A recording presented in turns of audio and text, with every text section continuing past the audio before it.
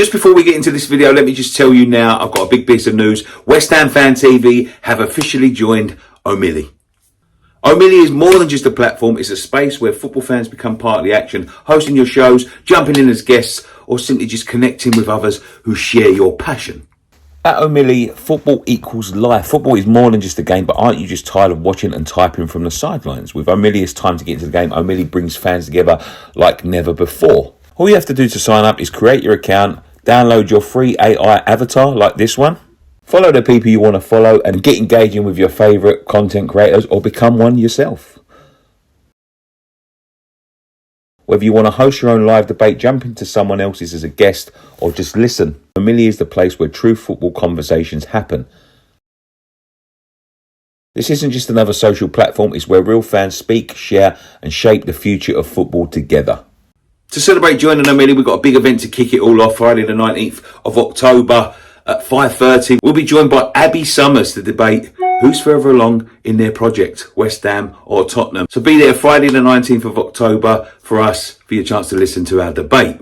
To join Omili, all you need to do is click the link in the description down below or click the QR code that's on the top corner of this video. It's going to be there all the way through. So join us on Omili. And then we'll be doing another one after the Spurs game, breaking down the game and all the action. So go and download it now. Thanks to Omili for sponsoring this video. Back to the video. Hello everyone, welcome back to another video. My name's Nicky Hawkins at West Ham Fan TV. Now, it is a massive game this weekend, 12:30 on Saturday.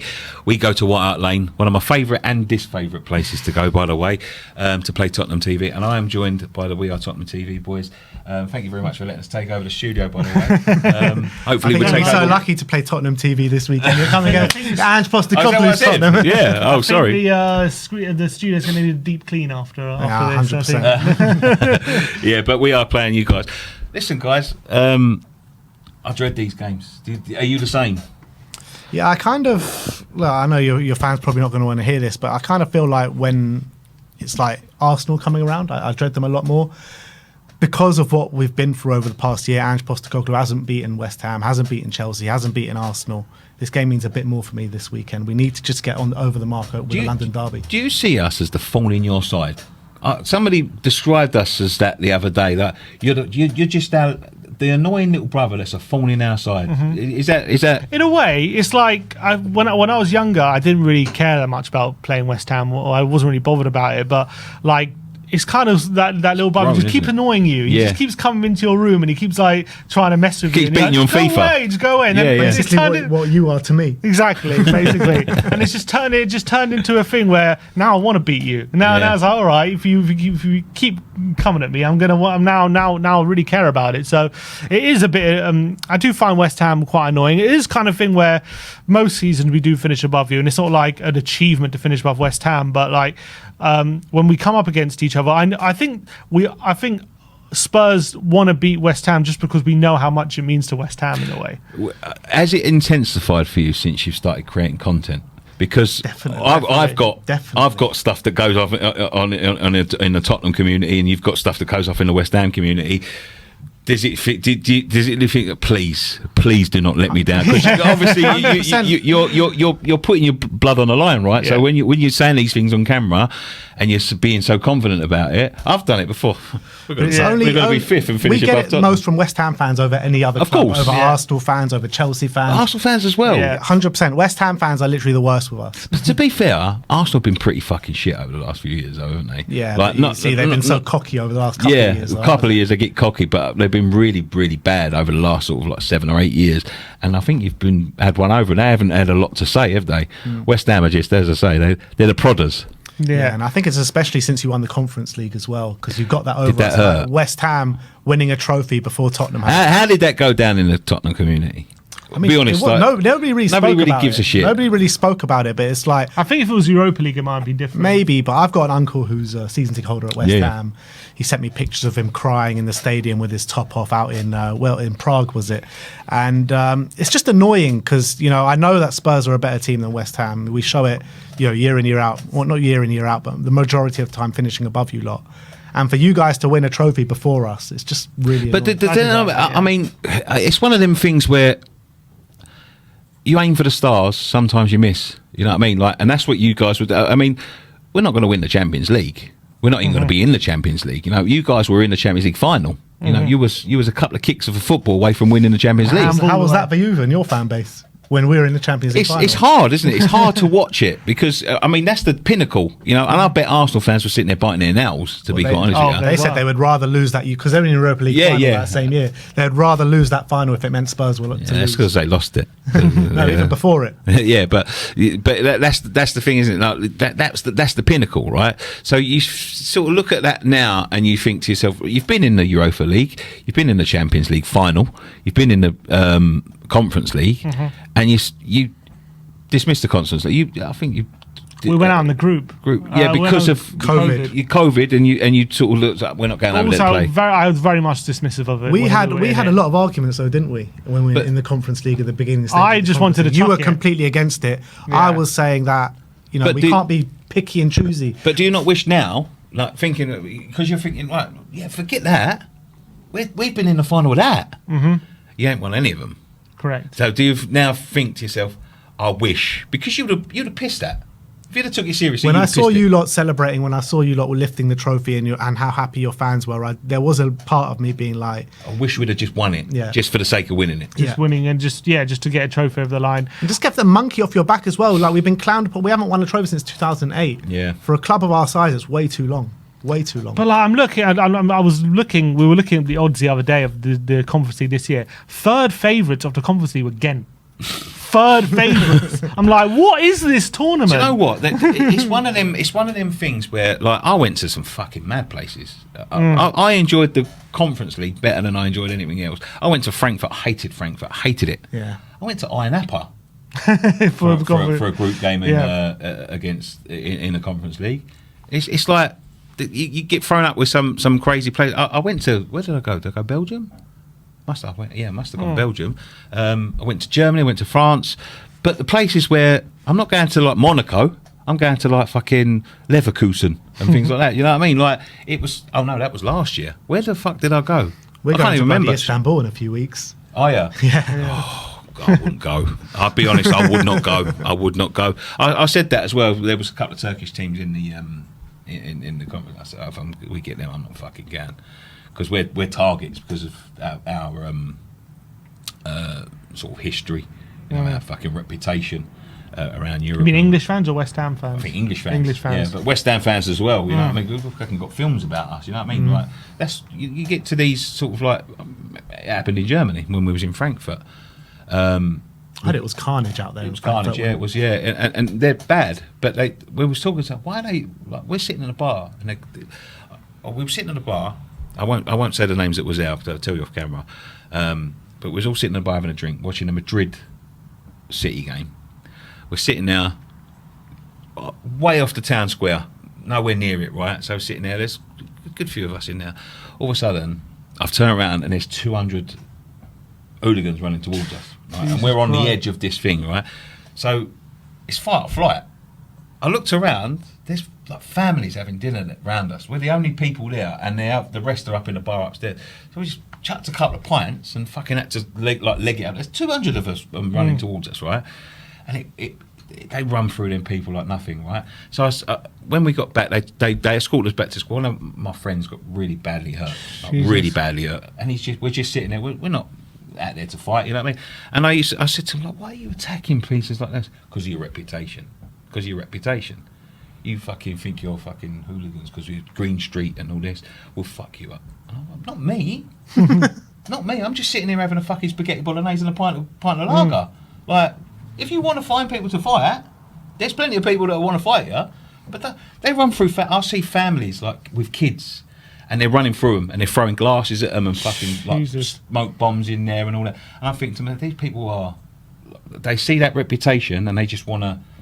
They want to brag about it. You know what I mean? It's fucking horrible. Istanbul, I wouldn't even entertain it.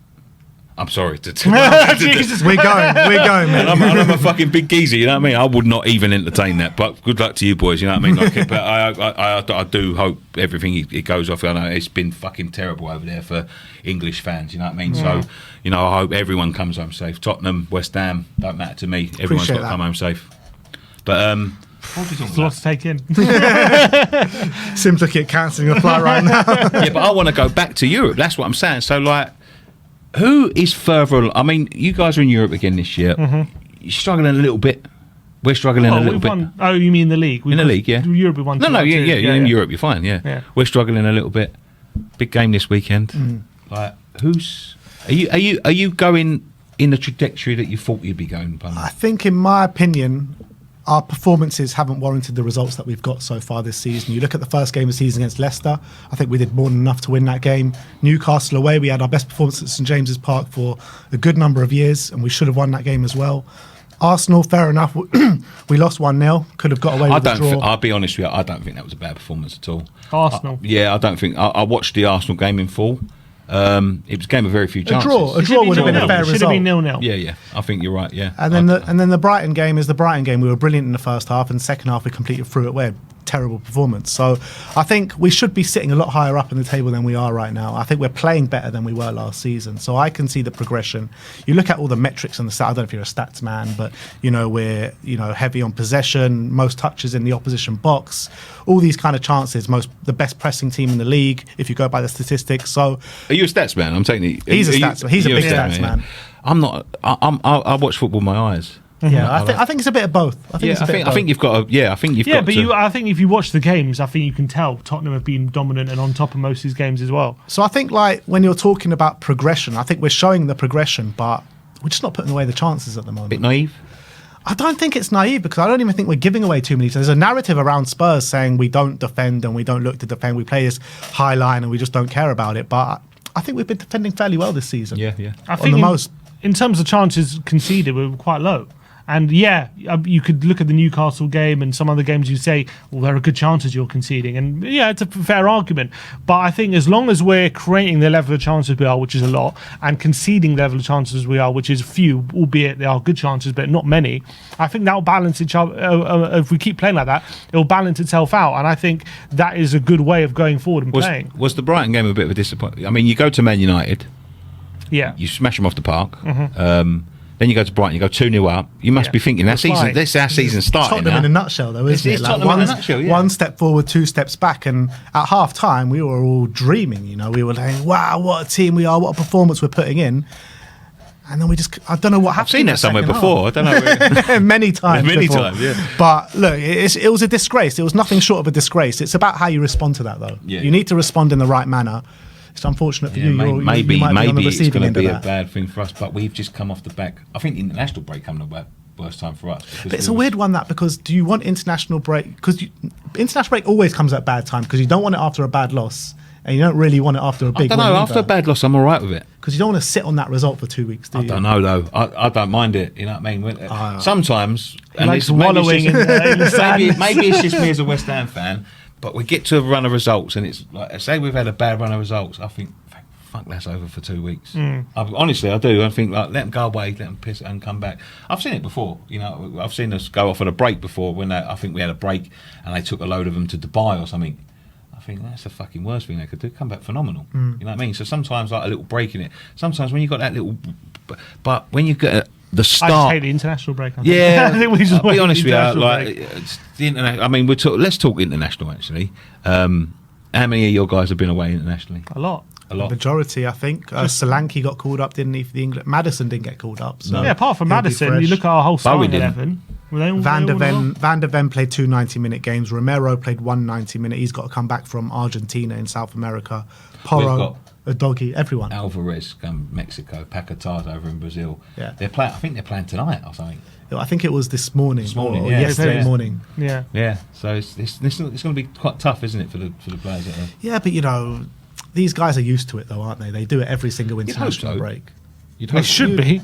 I mean, we have these conversations every single international break, and they always end up playing the next game, and it's usually okay. Any effects, though? Can you see any effect? Has there been any injuries? I think at the moment, all the players have come back fine. Brennan got a knock. Bergvall got a knock. Brennan, he said it seems like Brennan's fine. Son and Richarlison look like they're back for this weekend, so that's a really good boost. How are you getting on with Richarlison? I thought he was going to Saudi. Yeah, there was that in the summer, and to be honest, I would have I wouldn't be happy to see the back end because I like what he brings to Spurs. He was on a good goal scoring run, but it's the injuries, man. He cannot stay fit for love nor money. Yeah. And he never really had injury problems before joining Spurs. And ever since joining Spurs, we can't get him on like a good stretch of games. He showed good signs of improvement last season, got a bucket load of goals, I think 11 goals last season in the Premier League.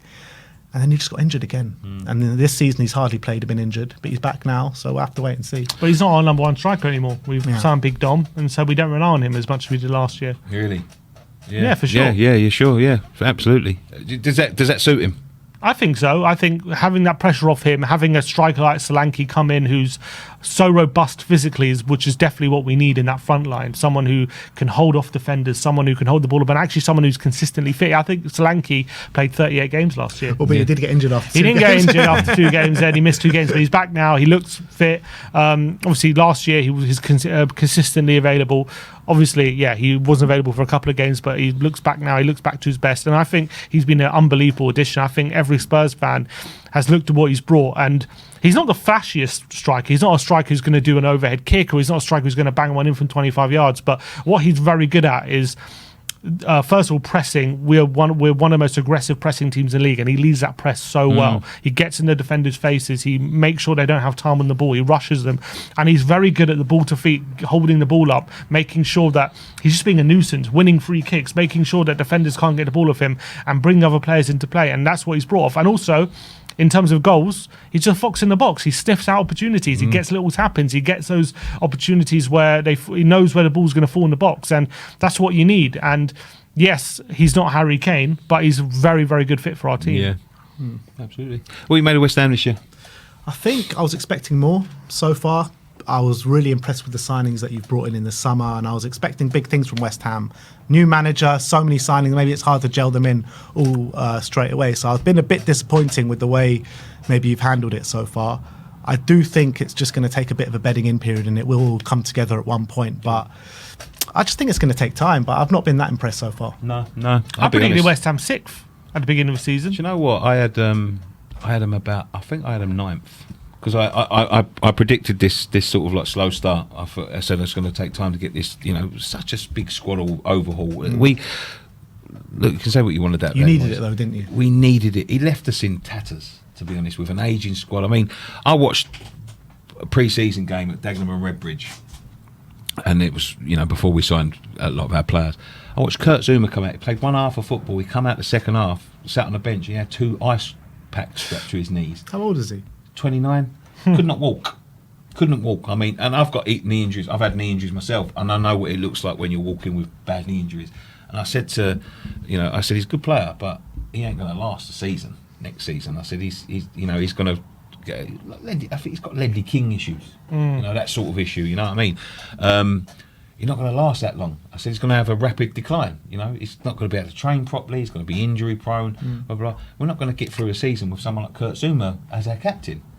And he went out and got to Debo, and Zuma's brilliant player. Yeah, brilliant. Yeah, I think. I looked at your business in the summer, and I was astonished, how good your there's a lot of signings I would have been delighted for Tottenham to have made, and West Ham would pull him out the bag. I look at your 11 now. If I take your best 11, the best 11 players on the pitch, I think you got a solid back four: Wan-Bissaka, Todibo, Kilman, solid players in the midfield. You got Paquetá, you've got Alvarez, you've got.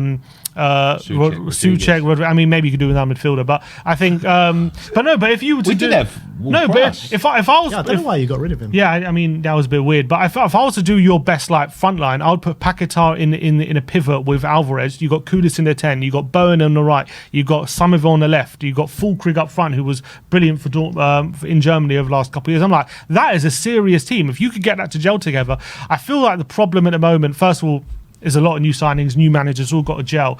But is Lopetegui the guy to get all these guys together? Is he going to be brave enough to put Paquetá with a Kudus in the 10? Or is he going to be too pragmatic, put a double pivot and try and fit it in that way? Obviously, Füllkrug's not been fit, so Antonio's now back in the team. You're playing Kudus out on the left, where I don't think it's where that's his best place, and you can't quite fit in Somerville. So I think there's a few pieces at the moment he's not. Do you know what I think it is? I think he was looking at defence. I think defensively we've been pretty poor. When you start a new team, you start with a defence.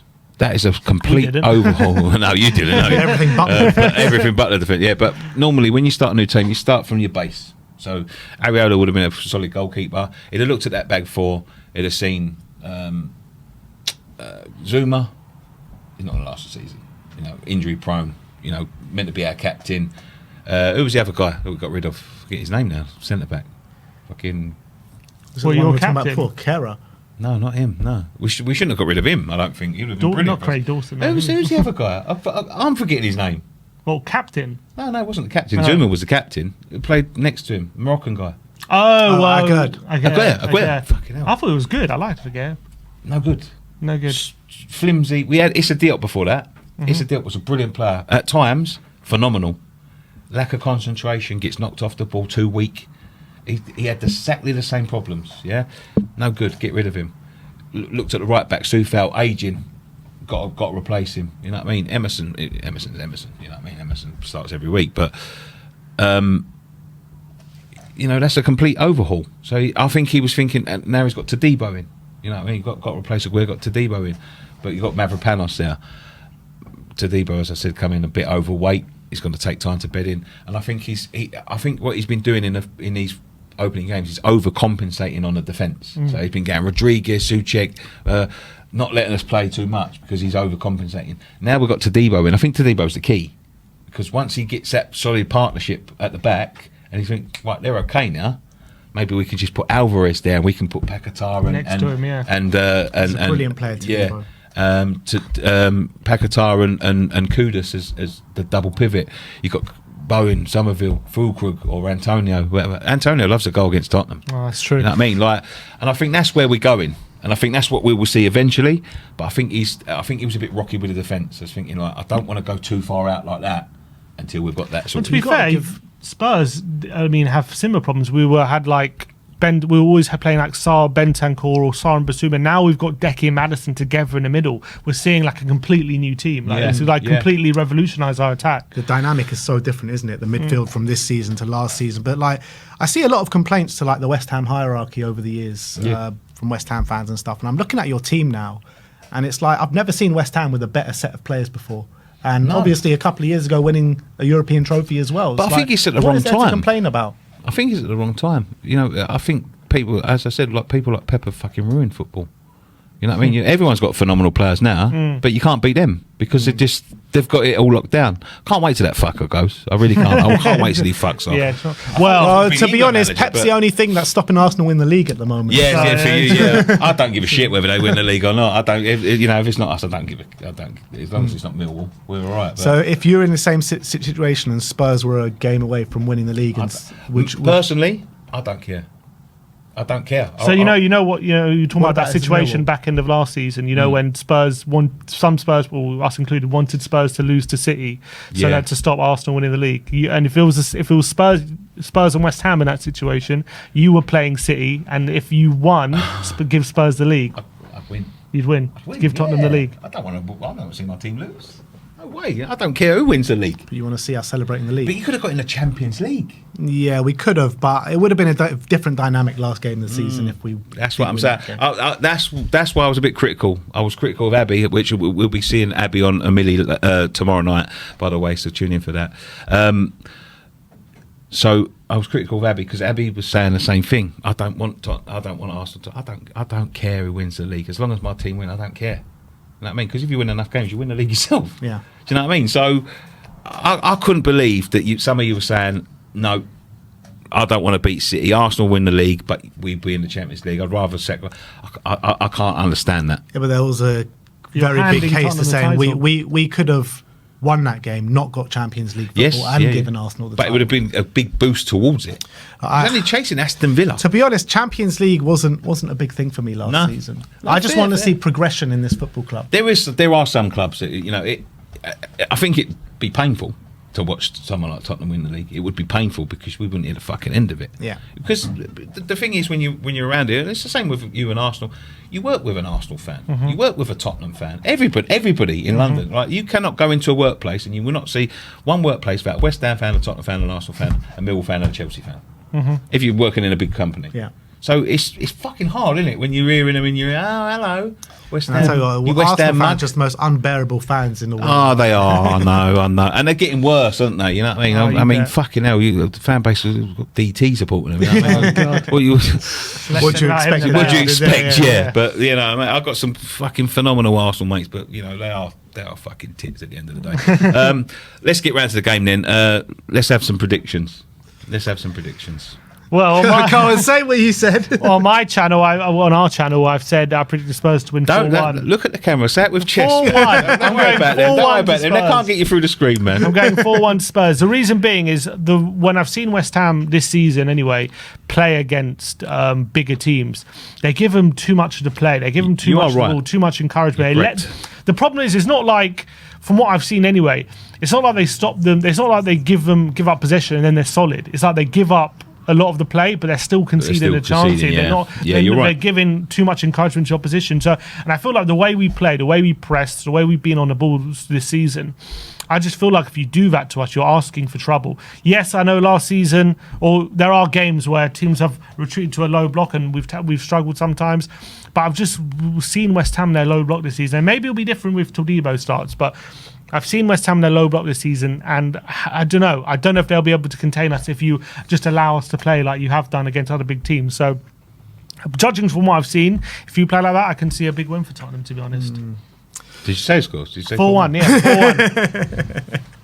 4-1. I think it's going to be a really tight game, and you know what they say about London derbies, right? Form goes out the window and all that kind of you're stuff. right, And when Spurs play Arsenal, I don't ever feel that's the case. But when Spurs play West Ham, I do feel that's the case. And I feel any team can win on any given day when it's Spurs against West Ham. With you coming to Tottenham, I feel like we just have to get that win over the line. Haven't beaten West Ham under Ange, haven't beaten Chelsea, haven't beaten Arsenal. We have to get that London derby win, and I feel like it's going to be a really tightly contested game. But I think the nerves are kicking because it's a horrible game. It's a horrible game for everyone. You don't want to lose. We don't want to lose. The players know that's the case. You know, whoever wins this game, we're neck and neck in the table. It's true, basically. but I don't know. I just don't get those kind of nerves for this game. I just don't get them. I get them for like the Arsenal game. I don't get them for Arsenal's. It's a rough Monday morning if you do, though, isn't it? 100%. But like It's maybe also too early to be looking at the league table. maybe it's the You're right, people that yeah. I'm surrounded with. I'm surrounded with a lot more Arsenal fans than I am West Ham fans, so maybe that's what it is. Yeah. But look, I'm going to go 2-1 to Spurs. I think it's going to be a tight game. I can't really tell, like with how you've been this season, with how we've been this season. I don't think there's too much to read into it because both of us should be doing better than we are, and I feel it will just go all out the window. I've seen West Ham just be completely shit leading up to the Tottenham game, and then they turn up like prime Barcelona at the Tottenham Hotspur Stadium. You know what I mean? I don't care what you say. Last season was not fucking prime Barcelona. I can tell you that. You won the game, but we won the game. Yeah. and we should have scored 4 or 5 goals. Yeah, I said the same. Should have been 6-0 up at half time. I counted the chances. So look, I think Spurs just about get over the line, and I'm going to go for a 2-1 win to Spurs. I'm not going to shock you. I'm going to go for a 2-1 win for West Ham. I don't know. I just think we've got the players. I think we could turn up anywhere and get a result. I think Bar City. I think even Arsenal, we could go there and get a result. We did it last season. We did last season, yeah. But I don't know. I've just got this sneaky suspicion because it's the derby. Because we always seem to do all right at your place, and you always seem to do all right. I hate early at our kickoffs place. as well. Early kickoff, yeah. That's another thing I didn't think of. I just think we're going to get the result. I just got this sneaky suspicion we're going to get the result. So I'm going to back us 2-1. But there we go. Go and check over We Are Tottenham TV. Go and check out the video we've done over there, guys. Don't forget this video was sponsored by Omili. Football equals life. I'll be talking to Abby tomorrow night on Omili. So sign up. The link is in the description down below. But boys, good luck tomorrow. You're going to need it. But there we go. Thank you very much. One thing left for me to say. Come on, you Irons. Up the Spurs.